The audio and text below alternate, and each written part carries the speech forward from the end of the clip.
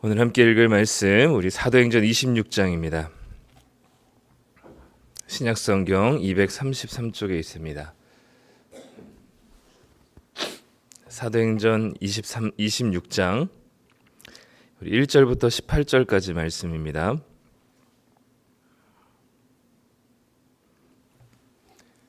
사도행전 26장 1절부터 18절까지 말씀 우리 다 찾으셨으며 한 목소리로 함께 읽도록 하겠습니다. 아그리빠가 바울에게 이르되 너를 위하여 말하기를 내게 허락하노라 하니 이에 바울이 손을 들어 변명하되 아그리빠 왕이여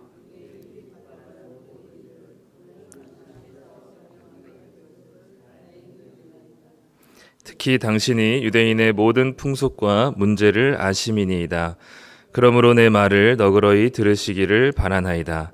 내가 처음부터 내 민족과 더불어 예루살렘에서 젊었을 때 생활한 상황을 유대인이 다 아는 바라. 일찍부터 나를 알았으니 그들이 증언하려 하면 내가 우리 종교의 가장 엄한 팔을 따라 바리새인의 생활을 하였다고 할 것이라. 이제도 여기 서서 신문 받는 것은 하나님이 우리 조상에게 약속하신 것을 바라는 까닭이니 이 약속은 우리 12지파가 밤낮으로 간절히 하나님을 받들어 섬김으로 얻기를 바라는 바인데 아그리빠 왕이여 이 소망으로 말미암아 내가 유대인들에게 고소를 당하는 것이니이다. 당신들은 하나님이 죽은 사람을 살리심을 어찌하여 못 믿을 것으로 여기나이까. 나도 나사렛 예수의 이름을 대적하여 많은 일을 행하여야 될 줄 스스로 생각하고 예루살렘에서 이런 일을 행하여 대제사장들에게서 권한을 받아 가지고 많은 성도를 옥에 가두며 또 죽일 때에 내가 찬성 투표를 하였고 또 모든 회당에서 여러 번 형벌하여 강제로 모독하는 말을 하게 하고 그들에 대하여 심히 격분하여 외국 성에까지 가서 박해하였고 그 일로 대제사장들의 권한과 위임을 받고 다메섹으로 갔나이다. 왕이여 정오가 되어 길에서 보니 하늘로부터 해보다 더 밝은 빛이 나와 내 동행들을 둘러 비추는지라. 우리가 다 땅에 엎드러짐에 내가 소리를 들으니 히브리 말로 이르되 사울아 사울아 내가 어찌하여 나를 박해하느냐. 가시채를 뒷발질하기가 내게 고생이니라. 내가 대답하되 주님 누구시니까. 주께서 이르시되 나는 내가 박해하는 예수라. 일어나 너의 발로 서라.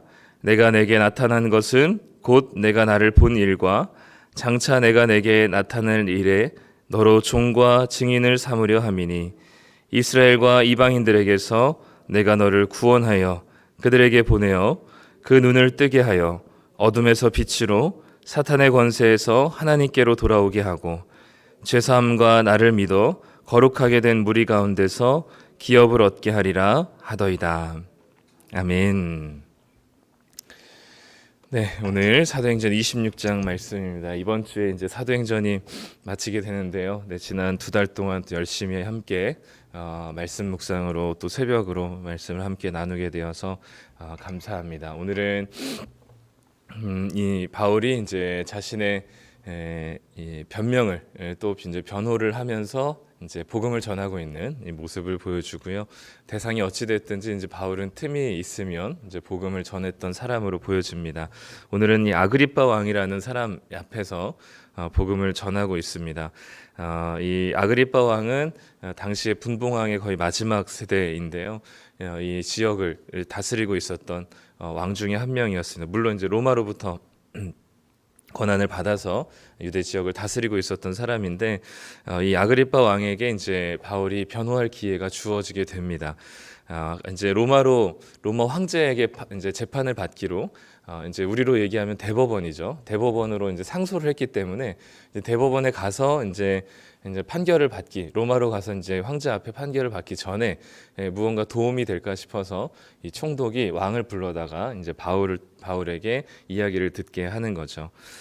오늘 보면은 바울이 이제 그 자기의 변을 시작하면서 우리 지난번에서도 또 봤었던 것처럼 자신이 왜 이렇게 이런 그 이 이방인 유대인들에게 고소를 당하고 자기가 어떤 과정을 통해서 지금까지 오게 되었는지를 일종의 이제 신앙 간증과 고백을 이 아그리빠 왕 앞에서 하게 됩니다.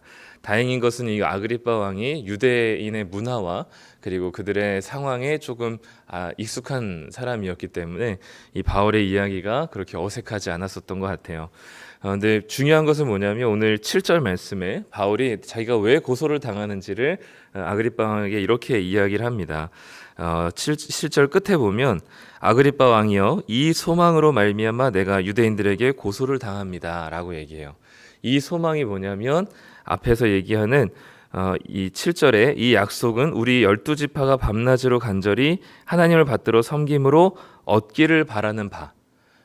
즉 이것은 이 바울의 개인적인 소망이 아니라 이스라엘 전체의 소망이었다는 것을 얘기하는 거죠. 이스라엘 전체의 소망이 뭐냐면 바로 이 나라가 다시 메시아를 통해서 회복하는 것을 이 이스라엘 사람들이 유대인들이 소망하고 있었던 겁니다. 이거는 이 하나님께서 택함 받은 백성 아브라함 때부터 이 12지파 때부터 하나님께서 이 나라를 세우실 것이라는 소망이죠. 근데 하나님께서 이 모세를 통해서 그리고 여호수아를 통해서 나라를 세우셨고 그 나라가 다윗이 왕에 이르를 때 완전히 굳건한 나라가 되었지만 지금은 죽은 것처럼 완전히 다 멸망당해 버렸습니다. 그런데 하나님께서 다시 이 나라를 다시 세우실 것이라는 소망, 즉 이스라엘을 다시 부활시킬 것이라는 소망을 이 모든 유대인들과 이스라엘 백성들이 가지고 있었고 바울도 그 소망을 가지고 있었고 그 소망 때문에 지금 고소를 당하는 것이라 얘기해요. 왜 근데 그 소망이 유대인들도 소망하는 거고 바울도 소망하는 것인데 왜 이것 때문에 유대인들이 바울을 고소하냐? 왜냐하면 이 소망이 누구로부터 주어진다고 바울은 얘기했냐면 예수님을 통해서 이 소망이 주어진다라고 얘기했기 때문이죠. 즉 예수님께서 죽은 자 가운데 다시 부활하셔서 진정한 이스라엘 백성들의 메시아가 되셔서 이 예수님을 통해서 이스라엘이라는 나라가 다시 회복된다는 사실을 얘기하고 있기 때문에 유대인들은 그 이야기를 듣고 싶지 않은 겁니다. 그래서 바울이 예수님이 우리의 유일한 소망이 되셔서 즉 예수님이 죽으심 가운데 다시 부활하셨던 것처럼 부활의 첫 열매가 됐던 것처럼 이스라엘도 지금은 나라를 빼앗겨서 죽은 상태인데 다시 예수님처럼 부활하는 그래서 그 메시아를 따라서 다시 이 나라가 회복될 것을 말씀하고 있다고 이 바울이 가르치고 있기 때문에 유대인들에게는 자신들을 다시 회복시킬 그 메시아를 예수 그리스도라는 사실을 받아들이고 싶어서 하지 않았기 때문입니다. 같은 꿈을 꾸고 있었지만 그 꿈을 이루어주고 있는 주체가 유대인들이 생각하는 것과 바울이 생각하는 것이 달랐기 때문입니다. 근데 바울도 처음부터 예수님이 그들의 나라를 회복시키실 이 소망을 이루어 주실 분으로 생각하진 않았었던 것 같아요. 바울도 이 9절 이후에 나도 나사렛 예수의 이름을 대적하여 많은 일을 행하여 될 줄 스스로 생각하고 그러니까 예수 이름을 대적하여서 자기도 이제 이 교회를 핍박하고 예수 이름을 대적하는 것이 자신의 일이라고 생각하고 자기가 열심으로 예루살렘뿐만 아니라 많은 사람들을 감옥에 넣었고 또 예루살렘 도시뿐만 아니라 외국에 있는 도시까지 나아가서 사람들을 다 끌어다가 감옥에 가두고 그 사람들을 죽이는 사형 판결에 자신도 찬성 투표를 던졌다라고 얘기합니다. 그러니까 바울도 사실 예전에는 이 예수님을 메시아로 인정하지 않고 또 이 예수님이 다시 죽었다 부활하셨다는 이야기를 믿지 않았던 그래서 그토록 예수 이름을 대적하면서 살았던 사람으로 본인을 소개합니다. 그런데 예수님을 만나게 되면서 어떤 예수님이면 특별히 부활하신 예수님을 만나게 되면서 이 예수님이 죽었다 다시 살아나신 진정한 이 나라에 그리고 이스라엘 백성들이 소망하는 그리고 이 땅의 진정한 소망이 예수님이시다는 사실을 믿게 된 겁니다. 그래서 오늘 말씀에 보면 14절에 보면 예수님을 만난 바울의 이야기를 이제 앞에서도 했지만 또 한 번 하고 있는데 앞에서와 조금 다른 추가된 문장이 하나 있습니다. 그게 뭐냐면 14절에 보면 사울아 사울아 내가 어찌하여 나를 박해하느냐라고 하면서 가시체를 뒷발질하기가 내게 고생이니라 라고 얘기하죠. 이 가시체를 뒷발질하기가 내게 고생이다라는 것은 가시가 박힌 채찍을 이 동물들한테 이렇게 때릴 때 동물들이 그 가시가 이제 몸에 박히잖아요. 근데 그것을 떼내려고 뒷발질을 하면 할수록 가시가 더 깊이 박히고, 그리고 그 뒷발질하는 그 발길질에도 오히려 가시에 채이게 되는, 그러니까 즉 열심히 하면 할수록 더 이 동물들에게 힘든 상황이 주어진다라는 속담입니다. 이 속담은 뭐냐면 바울이 열심히 예수 이름을 대적하면 할수록 더 고생하고 스스로를 힘들게 하고 있다는 사실을 얘기하는 거죠. 그러니까 너가 왜 이렇게 나를 박해하느냐, 너가 교회를 박해하고 예수 이름을 대적하는 것이 얼마나 스스로에게 더 힘들고 고생스러운 일인지 아느냐라는 것을 말씀하고 있는 것이죠. 그러면서 이제 이분이 누구신가라고 물었을 때 내가 박해하는 예수다라는 이야기를 듣고, 바울은 그 부활하신 예수님을 만난 이후에, 이전에는 유대인들처럼 교회를 핍박한 사람이었지만 부활하신 예수님을 만나고 이 예수님이 자신이 그토록 바라던 소망이시라는 사실을 깨닫게 되는 거죠. 그리고 그냥 한 개인의 변화로 끝나지 않고 하나님께서는 특별히 오늘 이 바울의 자신의 신앙 간증과 고백에 있어서 자신에게 주신 사명에 대한 이야기를 하게 됩니다. 16절에 보면 이런 표현을 씁니다. 일어나 너의 발로 서라. 내게 나타난 것은 곧 내가 나를 본 일과 장차 내가 내게 나타날 일에 너로 종과 증인을 삼으려 함이니 이스라엘과 이방인들에게서 내가 너를 구원하여 그들에게 보내어 그 눈을 뜨게 하고 어둠에서 빛으로 사탄의 권세에서 하나님께로 돌아오게 하고 죄사함과 나를 믿어 거룩하게 된 무리 가운데서 기업을 얻게 하리라 라는, 하나님이 바울에게 부활하신 예수님께서 바울을 만나신, 바울을 부르신 목적이 단순히 바울의 한 개인의 변화로 끝나는 것이 아니라 바울을 통하여서 하나님이 보내신 곳에서 죄 가운데 있는 자들을 하나님께로 돌이키고 어둠 가운데 있는 자들을 빛으로 인도하기 위한 하나님의 목적이 바울에게 담겨 있는 것이죠.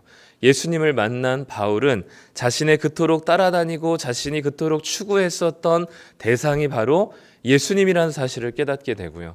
한 개인이 변화될 뿐만 아니라 그로 인하여서 그냥 나 혼자 기쁘고 감사하고로 끝나는 것이 아니라 이 바울의 기쁨과 이 소망을 발견하게 된 바울에게, 바울 자신이 그랬던 것처럼 다른 이들에게도 하나님께서 주시는 이 소망이 예수님으로 나타나는 소망이라는 사실을 전하고 드러내어서 바울 자신처럼 어두움 가운데서 제대로 예수님을 바라보지 못한 사람이 예수님을 통해서 빛을 바라봤던 것처럼 많은 사람들이 바울이 전한 복음을 통해서 어둠 가운데 있는 사람들이 빛으로 예수님을 진정 바라보게 하시길 원하시는 것이죠. 즉 한 개인의 변화와 그리고 그것이 나아가 한 개인의 사명으로 주어지게 되는 거죠.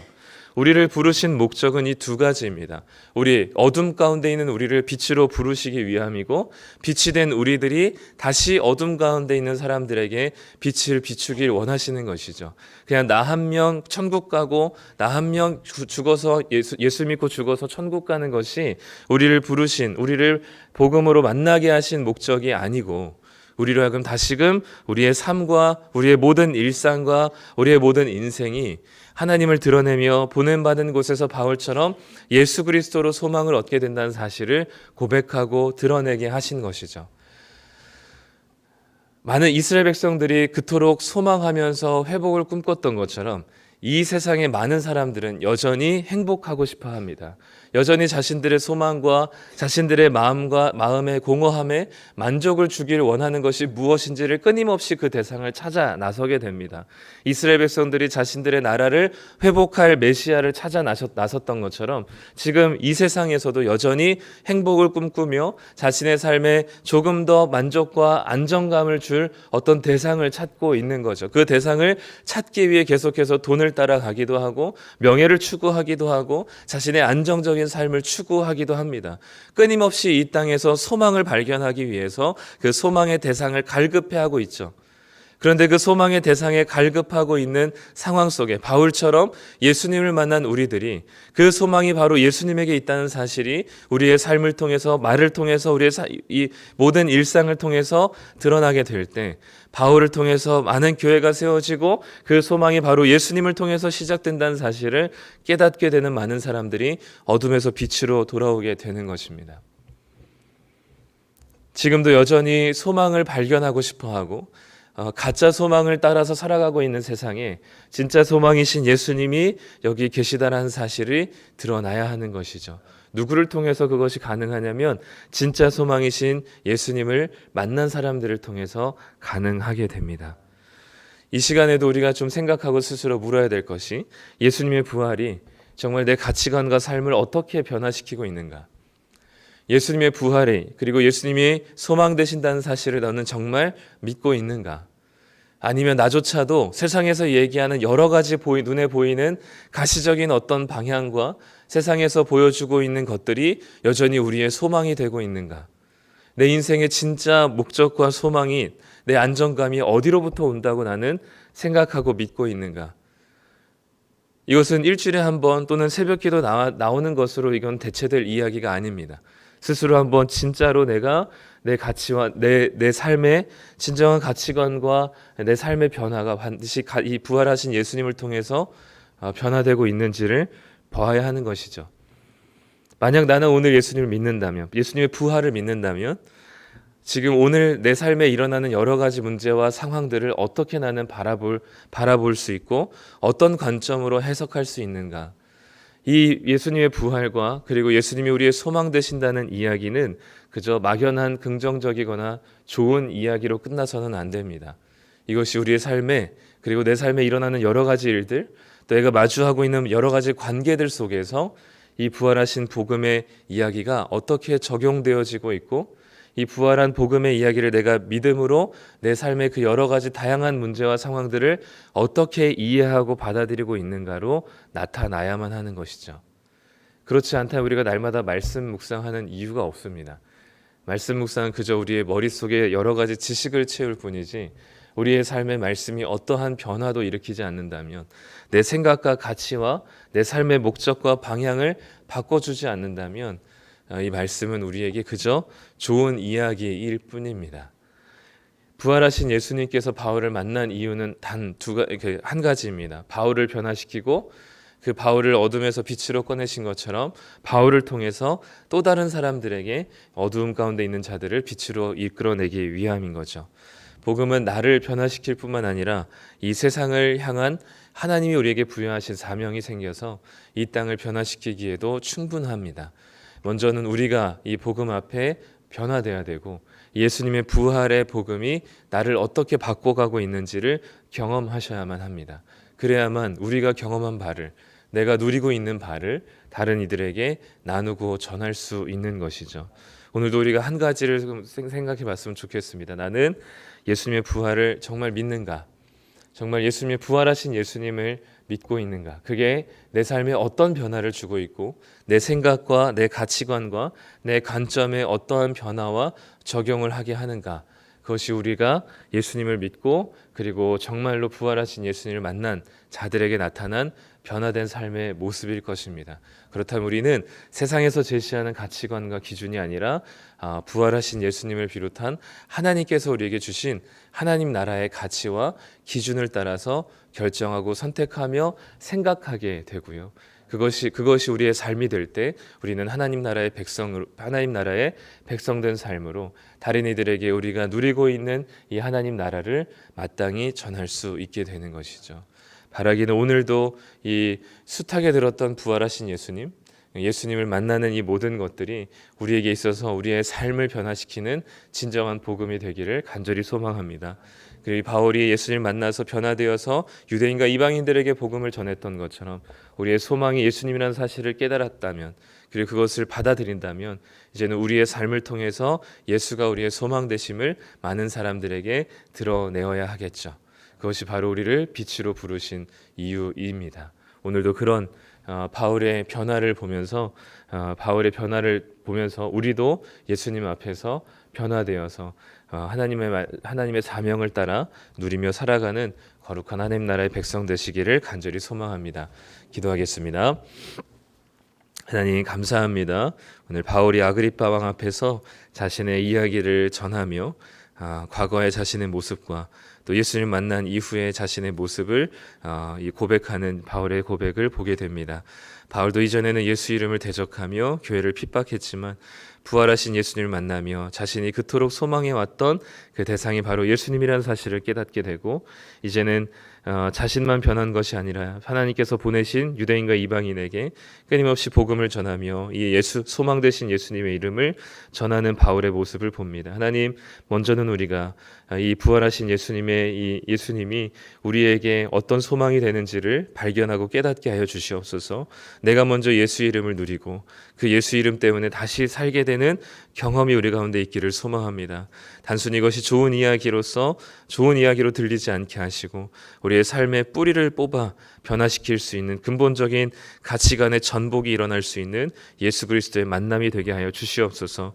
부활하신 예수의 이름이 우리의 삶을 뒤집어 엎고 우리의 가치관을 바꾸며 우리의 세계관을 깨뜨릴 수 있는 놀라운 복음의 능력이 되게 하여 주셔서 어두움 가운데 빛으로 우리를 부르신 것처럼 빛 대신 예수를 가진 우리들이 다시 빛이신 예수님을 이 땅 가운데 소개하며 그토록 애타게 찾고 있는 그들의 행복과 만족과 그들의 안정감이 바로 예수 그리스도에게 있다는 사실을 전하며 드러낼 수 있는 삶 살게 하여 주시옵소서. 오늘 하루도 우리를 바꾸신 주님께서 우리 주변의 많은 이들을 하나님의 이름으로 변화시키실 것을 기대합니다. 감사드리며 예수님의 이름으로 기도드립니다. 아멘.